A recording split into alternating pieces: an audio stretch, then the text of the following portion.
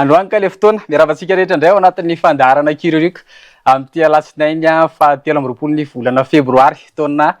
enina amby roapolo amby roa arivo ity. Ny tena ankoatrany miaraka aminareo isaorana ihany koa ny ekipa rehetra ny ambadika any mampita ny sary sy ny feo ho amintsika tsirairay avy. Manasanao tsy saraka amin'ny MBS Fahitalavitra. Yes, somary manafanafana ao anatin'izay tontolon'ny fanatanjahantena izay. Eny mila manao échauffement kely rehefa manao fanatanjahantena fa tsy tonga dia kapi-batana dia sanatria misy marary any amin'ny vatana any. Ny foot no anomboantsika anazy na ny baolina kitra zany. Totosa ny sabotsy teo ny fifanarahana vaovao indray teo amin'ny coach Corentin ny fanjakana malagasy ary ny FMF ao anatin'izay fitondrana ny Barea izay. Warahantsika ny momba izay. Totosa ny sabotsy lasa teo ny fifanarahana eo amin'ny coach Corentin Martin sy ny fédération malagasy ny baolina kitra ary ny ministera ny fanatanjahantena mikasika ny fitantanana ny Barea. Fifanarahana maharitra herintaona azo vaozina no natao sinita amin'ny fomba ofisialy teo amin'ny kianja ny Barea Mahamasina. Manohy ny andraikiny eo amin'ny fitarihana ny ekipa pirenena malagasy araka izany coach Corentin Martin ka hiezaka namafy ny zava-bita izay efa azo sy ampitomboana eo amin'izay fifaninana nataon'ny Barea eo amin'ny sehatra afrikanina izay. Araka ny nambaran'ny coach Corentin dia milamina tsara ny fizotra ny fifanarahana ary mahafapo ny fiara-miasa eo amin'ny FMF sy ny fanjakana malagasy ary coach. Misy fijerena mpilalao vaovao ihany koa andrafitra ny équipe ary isy ny fanatsarana ny membre ny staff. Dans les joueurs, j'ai envie de dire surtout de dire un petit mot sur les joueurs qui ont joué tous ces matchs avec moi pendant cette saison. Ils ont montré déjà des bonnes choses, donc essayons déjà de poursuivre avec cela, même si la sélection est ouverte à tous les bons joueurs qui viendront aider l'équipe, la sélection à gagner les matchs. Donc bien sûr qu'on est toujours en recherche, on est toujours à essayer de superviser s'il y a des nouveaux joueurs, mais pour l'instant il n'y a rien d'arrêté et on est déjà sur la prolongation de contrat avant de penser à des joueurs. Là on va commencer à travailler déjà pour le choix des joueurs à venir. Il y a quelques nouveaux qu'on suit, comme je disais tout à l'heure, on suit plusieurs joueurs. Il y a des contacts qui ont été établis déjà, maintenant voilà, il y a des choix à faire pour la future sélection. Ça se passe très bien, les relations avec la fédération et les ministères sans souci. Vous savez, quand on est sélectionneur de football, ce qu'on veut c'est gagner un maximum de matchs. Aujourd'hui, je ne sais pas qu'est-ce que vous entendez par changement. Ce qu'on va essayer en tout cas, c'est essayer de s'améliorer. Raha ny nambarany filohan'ny FMF dia tsara ny fiarahana teo amin'ny coach Corentin ny FMF ary ny fanjakana malagasy indrindra ihany koa moa zany ny Barea satria nahazo toerana vitsivitsy tsika tao anatin'izay filaharana teo amin'ny FIFA izay. Ny filohan'ny FMF mitondra fanazavana momba izay. Nisy fanatsarana goavana teo amin'ny tontolon'ny baolina kitra teo amin'ny fitondrany coach Corentin satria dia laharana fa 520 amby zato nisan'ny malagasy taloha ankehitriny kosa eo amin'ny laharana 4 amby zato. Nandiso ny resaka miely amin'ny tambazotra serasera ihany koa ny FMF fa tsy misy ny fifanarahana nataon'ny coach tamin'ny ekipa pirenena hafa. No mafisy ny tao anatin'izany fa tsy maintsy hiatrika matitra amikalina maro ihany koa ny Barea. Farany nanamafy ihany koa ny FMF fa tsy afaka mandoa ny facture izy ireo raha tsy misy ny fankatoavana avy amin'ny FIFA. Tany amin'ny ataontsika 115 tany tsika tamin'ny rang mondial fa rehefa niditra i coach Corentin dia lasa 104 tsika amin'izao fotoana izao. Zany ino fa rehefa mitohy izay dia ao anatin'ny top 100 tsika afaka volana vitsivitsy raha ohatra ka mitohy foana ny fiara-miasa. Mihatsara zany miampy ny staff vaovao izay nampidirina nangatahany kosa hoe mampidirina ao anatin'ilay izy satria anatsara kokoa tsika. Zay ny sorako monsieur le ministre hoe tsy dia nakasarotra amin'ny ministera sy fitoeram-panjakana. Toako dia misintona tsika rehetrarehetra mpikirakira vaovao indrindra isika any anatin'ny tambazotra Facebook ihany. Ny fédération dia miezaka hatrany manao zay zavatra vitany amin'ny maheto anay. Eo ihany koa ny ministera sy fitoeram-panjakana izay sorana manokana foana amin'ny fanohanana amin'ny fédération amin'ny mahasport roa azy. Ny tiako lazaina amin'izay dia ny hoe coach lasa nanao contrat tany a Gabon, tany a Comores sy ny sisa. Zany zavatra tsy nisy zany ary tsy hisy satria coach Corentin dia maniry mihitsy izy hoe aty Madagasikara izy no hitondra ny aporiny mialatsiny amin'ny teny baiko ny aporiny sy ny expérience-ny zay afahany izana atsaraina trany ny fiara-miasa eo amin'ny Corentin coach ho an'ny FMF ary ho an'ny fanjakana ihany koa satria mbola misy ny mbola azo amboarina sy mbola ezahana atsaraina ao anatin'izany tontolo ny fanatanjahantena izany indrindra ho an'ny baolina kitra ihany koa satria ny baolina kitra anisan'ny tena mampiray ny malagasy azo lazaina hoe sport roi raha ho an'ny malagasy izay baolina kitra izay Andriamatoa Alain Sambiny ministra ny tanora sy ny fanatanjahantena mitondra fanazavana momba izay. Navaozana satria nahafapony fiara-miasa teo amin'ny coach Corentin raha nambarany ministra ny tanora sy ny fanatanjahantena ary natao heritaona azavaozana izany ka miankina amin'ny vokatra azo ny toizany izany na tsy notazomina amin'ny teo aloha ihany koa ny karama saingy misy kosa ny fanatsarana ny fenitra ny fifanarahana arakasa malagasy vahiny araka izany mandrafitra ny staff miaraka amin'ny coach Corentin. Fa voasony androany ny fifanarahana fanavaozana ny fiara-miasa amin'ny coach Corentin afahany mitondra indray mandeha ny expérience ny fahaiza-manao ny traikefany amin'ny fitantanana ny équipe-pirenena malagasy ny football. Izany fanarahana zany dia natao noho ny fahatsapany telotonta indrindra moa ny ministera sy ny FMF ny vokatra tsara azontsika tao anatiny ray taona lasa izay satria raha tsy hivitsika fotsiny fa vita ny coach no nitondra ny équipe-pirenena malagasy tany amin'ny qualification ny CAN vitatsika ny nitondra ny qualification ny équipe-pirenena tany amin'ny coupe du monde marina fa raraka teo antenantena antsika tamin'ilay qualification fa efa zava-dehibe efa vokatra lehibe ho an'ny tantarany Barea ho an'ny tantarany équipe-pirenena malagasy izany fifanitsanana eo amin'ny coupe du monde izany ary mino izahay telotonda reto fa hiatsara ny fomba fifantenana ny équipe-pirenena malagasy satria anisan'ny zava-baovao nentina tao anatin'ny fanarahana koa akoatsin'ireo zavatra efa nitazomina efa tsara tamin'ny contrat teo aloha dia nampina ny mpanampy assistant coach ataontsika hoe team manager moa zany hoe andrandraina ao anatin'izany nampina koa ny staff mazava ho azy satria zay moa ny efa tao anatin'ny fampiresahana ny telotota tsapa fa ilaitsika koa indrindra ilain'ny coach manampy azy amin'ny asany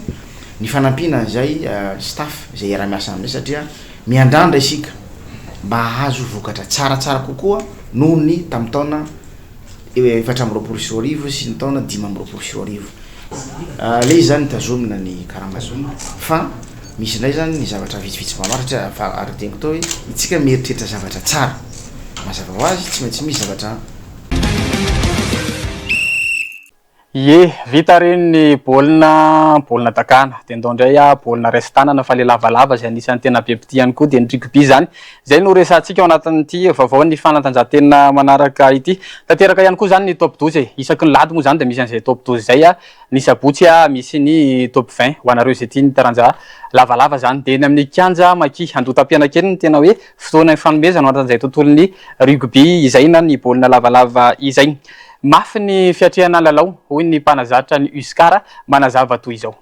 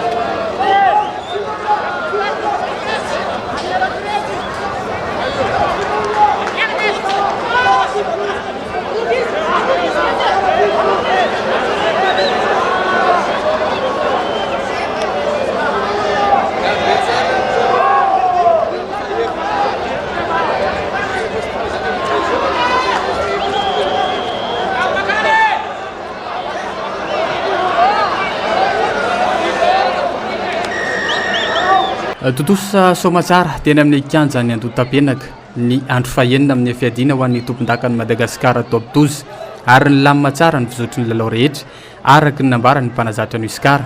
nanana tombony tamin'ny lafin'ny teknika sy hery ny ekipany ka izany no ahafahan'izy ireo nahita fandresena nandritran'ny lalao nataony na zany aza nefa nisy andro lesaka madinidinika izay niteraka fahadisoana maromaro teo amin'ny fandraisana sy ny fandridranany baolina amin'ny akapobeany dia hita fa mihamafy ny fifandanana ary samy miezaka manatsara ny teknika sy ny paikady ento mandresy ny ekipa tsiraray avy sotran'lalolo zay zany niezaka foana zany zay anatombo amin'le aina eo amin'le fizika zany dia tonga anay zany le tandrona nandresenay any Mangara satria zay aloha Mangara fa nedidenay hoe tsy maresy anay izy ao anaty avant dia nametsaka zany zay tao anatin'le taktika tao anaty avant zany androany dia mivoaka ihany zany le izy fa nefa moa ny olona manohatra dia tonga ihany zany le hoe mifanakakakakezakelin'le sport teo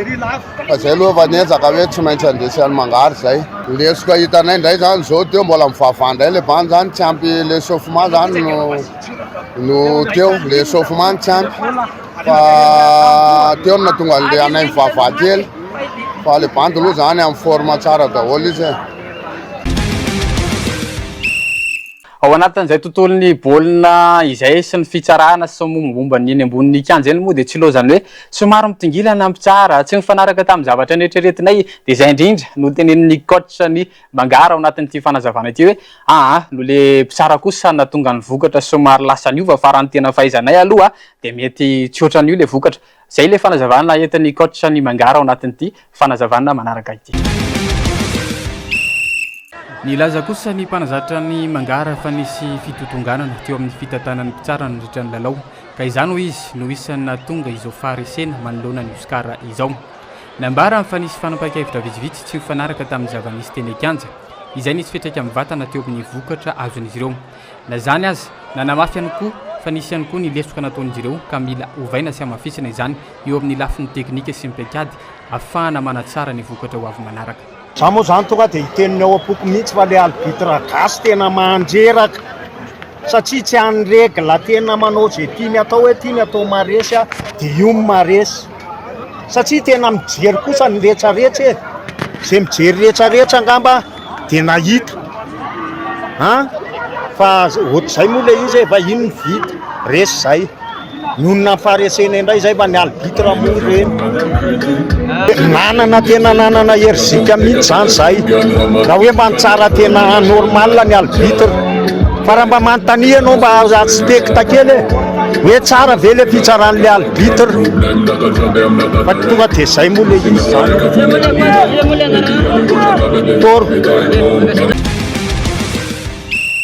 tao anatin'izay top 12 izay hatrany dia omeko anareo indray ny voka-dalao tao anatin'izay satria betsaka nareo miandry any koa ao anary ny voka-dalao da ora rahantsika izay voka-dalao izay ireto kosa indray ny voka-dalao tao anatin'izay andro farany tompon-daka top 12 izay Oscar nandresany Mangara tamin'ny isa 2:30 no 4:20 UA SC 19 nandresany Tam Manosbe tamin'ny isa 7:20 no 3:20 USA Angady Fotsy nandresany TFA anaty azo tamin'ny isa 2:20 no 20 hita tamin'ireo vokatra ireo fa tena ny faninana mafy ireo ekipa indrindra ny lalao faran'izay natao teo amin'ny elanelam-bato romonjy manamarika hatrany izany fa mafy ny fifaninanana sy ny fifandanjahan-kery eo amin'ny club mandray anjara amin'ny top 12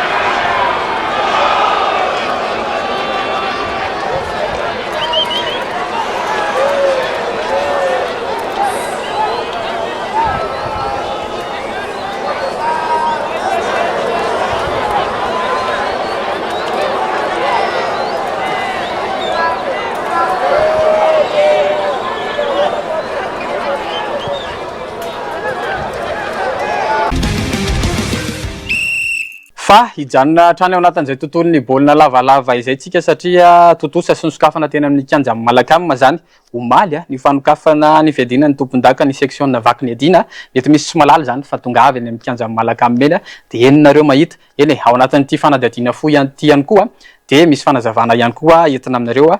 Rakotondramamy Mikaela teknisiana mitondra fanazavana makasika izay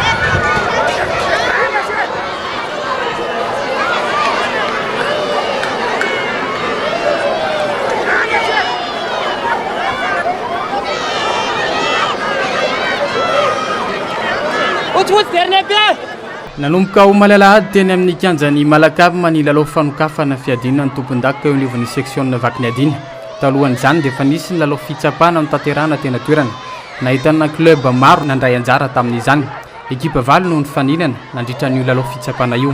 natao izany ho fanomanana sy fandrefesana ny avin'ny ekipa tsirairay mialohan'ny tena fifaninanana ofisialy araka ny fanazavan'ny mpikarakara misy 7-5 ireo ekipa nandray anjara tamin'izay fiadina ny tompon-daka teo amin'ny taopilalaovana izay tafiditra tao anatin'izany avokoa ny sokajy rehetra manomboka amin'ny zandriny ka hatramin'ny zokiny marihana fa andrasana hitondra fifaninanana enjana sy fifandreseny ankafanam-po eo amin'ny club isa-tsokajy ny ty fiadina ny tompon-daka ity match ty championnat ty moa zany tena marina nanomboka androany zany satria androany daka central championnat 2025-2026 fa nisy ireo match préparation zay natao nanomboka ny volana tapatapaka ny volana janvier ka ny farany androany izy ty zany hoe efa miditsety za manomboka eto zany dia efa championnat 2025-2026 zany no mandeha ny vaky ny adina rugby ity championnat izay mandeha ty moa zany dia vinavinaina ka ho tapitra ny volana o fa tsika moa zany alahatsa afatsy mpandahatra ka miankina amin'ny toetrandro sy izay fahalalan'ny mpiandro no anatanterana izany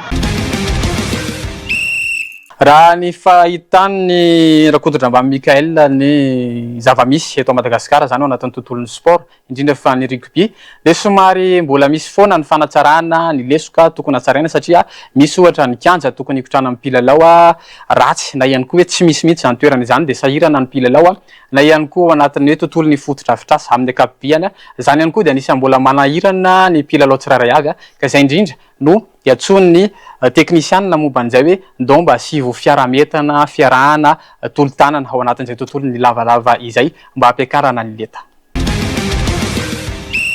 mbola ahitana lesoka betsaka ny tontolony taranja lavalava eto Madagasikara indrindra eo amin'ny lafin'ny fotodrafitrasa sy ny fitaovana anisan'ny olana matetika hatrehana ny tsy fampian'ny kianja manara-penitra ny fahasimban'ny fotodrafitrasa izay efa misy ary ny tsy fisian'ny fitaovana ilaina amin'ny fanazarantena sy ny fifaninanana misy ihany koa ny tsy fampian'ny fanohanana ara-bola sy ara-teknika ho an'ireo club sy ny section avy amin'ny faritra samihafa manakana ny fivoaran'ny mpilalao sy ny fanatsarana ny ahavon'ny fifaninanana izany ka mitaky fiara-mientana avy amin'ny mpitantana ny fanjakana ny mpiara-mombinantoka mba hanatsarana ny tontolo ny fanatanjahantena amin'ny ankapobeny hita tena lesoka moa zany zao dia ny olana ara-kiandra aloha zany voalohany indrindra aloha zany tena lesoka lehibe indrindra ary manarakarak'izay koa ary tena mahatsapa tena zany ny section amin'izao fotoana izao fa zaza tsisy tia zany ny section ka mizaka tena ka io moa zany iraisan'ny section rehetrarehetra fa mangataka an'ireo izay malala-tanana zany mba hijery fotony aty amin'ny section satria ny aty amin'ny section mamolavola ireo club sy ireo joueur izay anatin'ny club top 12 ireo izay anandraintsika hatrana amin'izao ireo vita reny ny taranja ny arahana ny lalao ny baolina sy ny rugby misy sangisangy zahatena kely zay hoe rehefa manao an'le reportage ny lisany nareo dia ndana mitsofoka ao anatin'le mele eo dia amin'izay mba tena azo tsara mihitsy zala io ambony io zala le mifanosinosi kely sangisangy zany fa sarotra ihany anatanteraka zany fa raha vitanay zany topin ihany koa zay ie ao anatin'ny judo kosa indray no anoizantsika ny fiarahany satria dia totosa teny amin'ny stade ankoa ihany koa ny roapolo raiky amby roapolo roa amby roapolo febroary zany hoe anio zany mbola natao izay championnat teny akoron-drano izay manazava momba an'izay ny filohan'ny judo Analamanga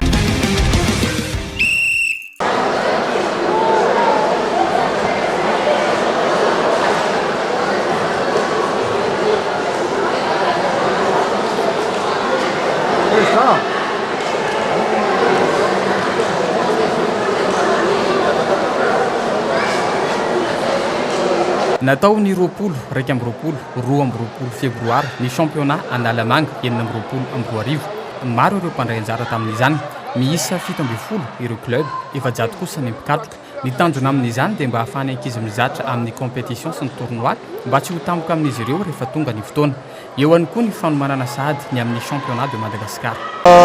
izao etsika zao zany dia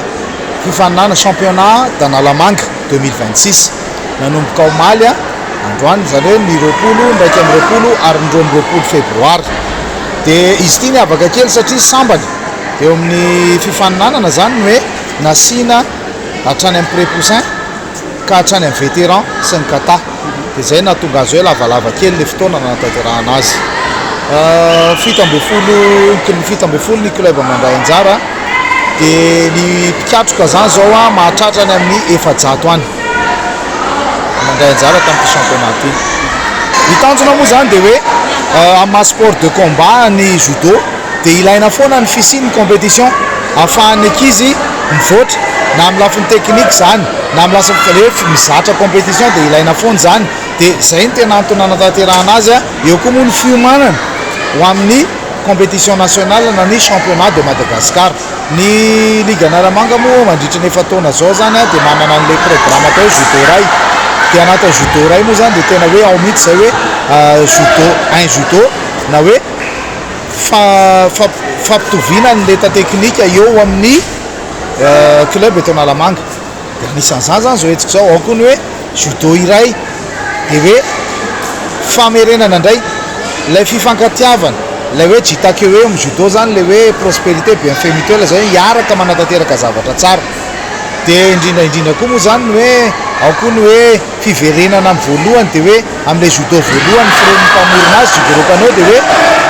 eto ny anasiana kata le izy satria ny kata tena anisany hoe fototra iorenany judo mihitsy.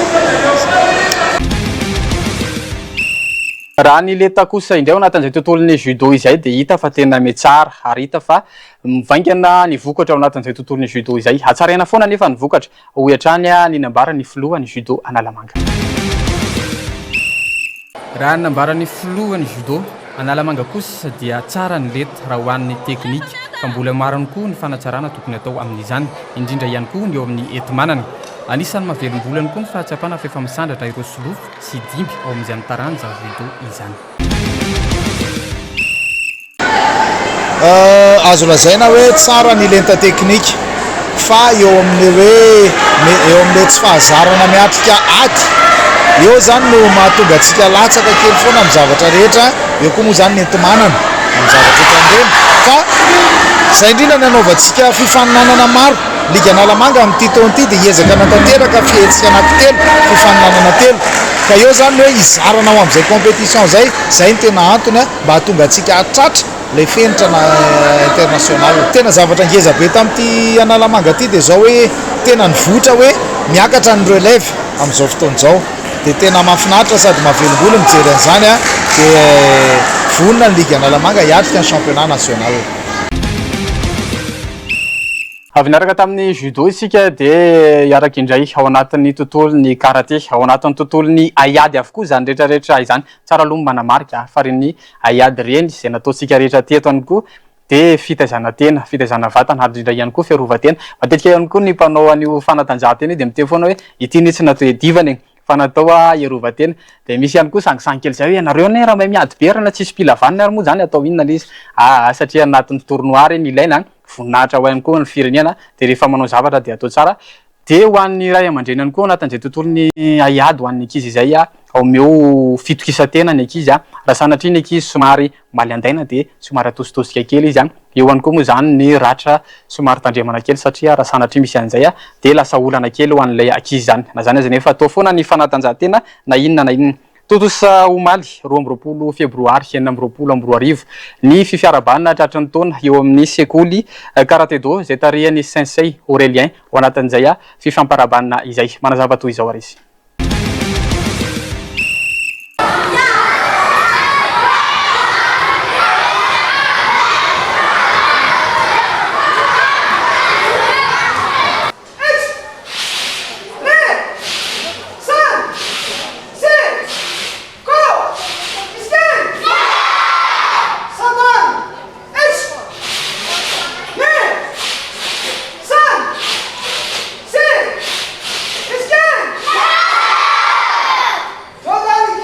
Natao omaly ny fionam-be sy ny fiarabana natratran'ny taona ho an'ny club karaté do school. Izy ireo dia mandray anjara amin'ny fifaninanana samihafa ary anisan'ny tena goavana dia ny ahafahan'ny mpianatra mandray anjara amin'ny ireny fifaninanana any ivelany ireny. Ny karaté do school na école de karaté zany hoe amin'ity androandroany ity zany ny fiarabana tratran'ny taona. Ny fiarabana tratran'ny taona izay nataonany zany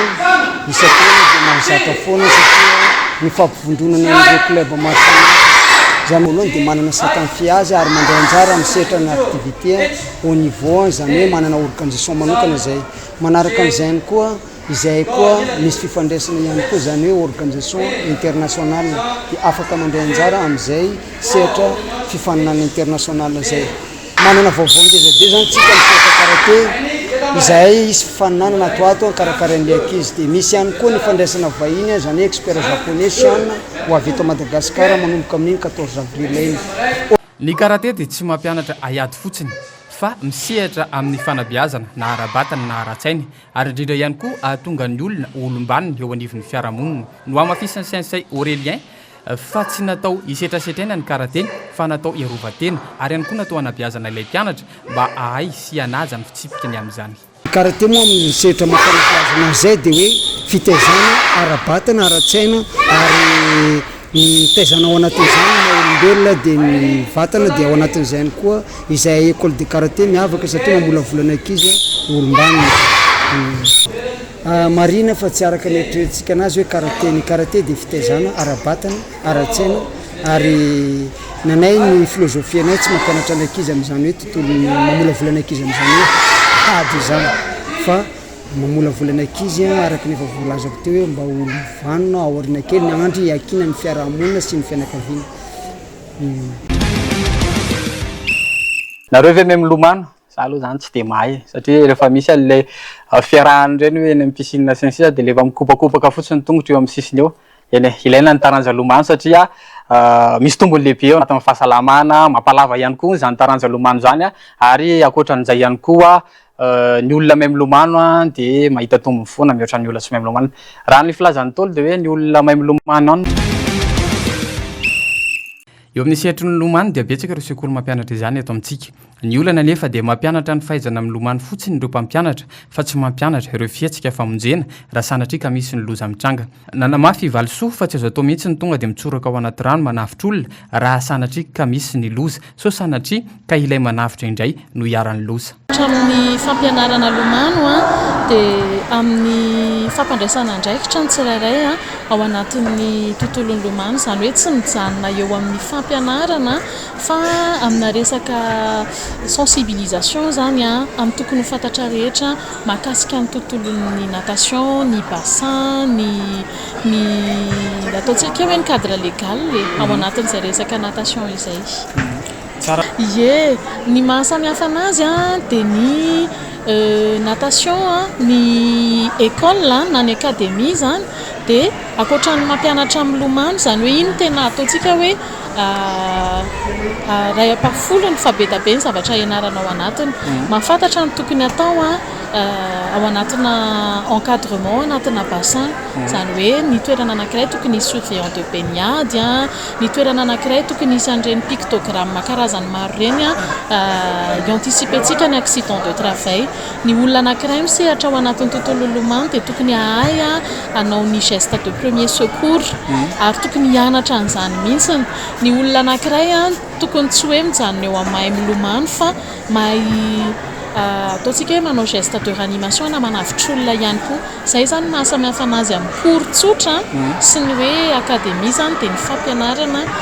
iray manontolo ny tontolon'ny lomano satria tsy any valiny tsy afaka raha mahitintsika dia betsabetsaka ny hoe maty le zazaray noyer le zazaray dia lasa koa le anankiray manavitra dia izay mihitsy le ampianarina hoe tsy ny olona rehetra no afaka manao sauvetage ary tsy reny zavatra rehetra hitantsika anaty film reny afaka reproduisentsika satria zavatra tsy azo atao mihitsy izay. Ampianarina n'le ankizy ny tokony ho ataony hoe en cas d'accident na hoe en cas de noyade any amina bassin dia inona no tokony ataony tokony miantso olon-dehibe izy voalohany indrindra mampafantatra an'izay incident izay ary ampianarina anazy mihitsy hoe tsy tokony hilatsaka ao mihitsy izy satria misy fenitra ny fafahana mipratike sauvetage zany hoe raha toa ka hoe hiditra amin'izay hoe sauveteur izay ianao dia efa misy fenitra hafa mihitsy indray fa tsy ny olona rehetra mahafaka manao an'izay. Mbola olona tokony handalo fianarana fifaninanana mandalo formation mihitsy izay vao afaka misehatra amin'izay hoe sauveteur. tsy mifidy sokajy-taona ny lomano satria dia afaka mianatra avokoa ny rehetra ary mbola kely ny zaza dia efa tokony hianatra izatra rano mba tsy ho tampoka amin'ny loatra ny fianarana rehefa tonga ny fotoana ianarana izany.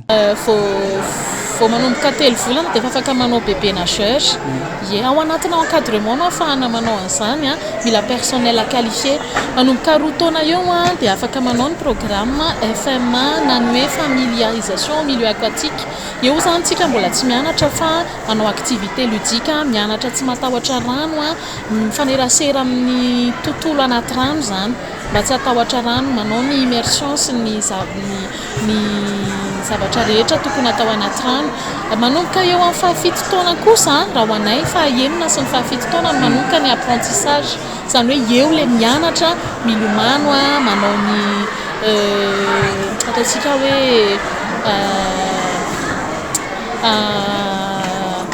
mianatra mouvement rehetra zany mahakasika ny lomano. Eo ihany koa no manomboka afaka mianatra ny tokony atao sy ny tsy tokony atao manodidina ny fitandrovana ny mety hotranga ny loza anaty rano. Izay ihany koa no namarana ny fandarana kiroloka tamin'ity alasinainy ity. Mino izay fa nahafapoanao ny voka-dalao ny resadresaka atao anatin'izay tontolon'ny fanatanjahantena izay tamin'ity anio ity manome fotoananao amin'ny heriny toy izao indray ary manasanao tsy hisaraka amin'ny MPS. Aza mbola miala aloha fa rehefa avy eo vaovao ihany koa miaraka amin'ny ekipa ny MPS rehetra mandrapita faritompoko.